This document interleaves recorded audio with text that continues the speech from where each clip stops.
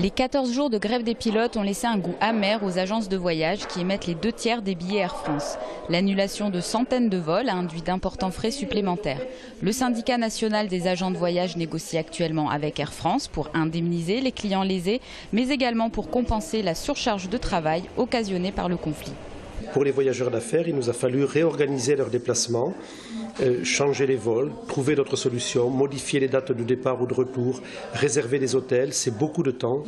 Et pour les voyageurs de loisirs, les vacances, nous avons dû trouver des solutions pour les faire voyager, réacheter ou réserver de nouvelles prestations.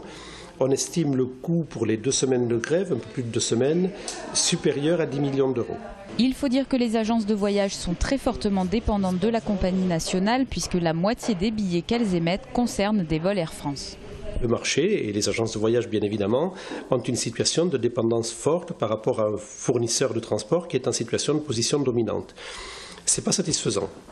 Le syndicat des agents de voyage a clairement pris parti pendant le conflit pour la direction de la compagnie, mais le développement de Transavia, la filiale low cost d'Air France, ne résoudrait pas tout.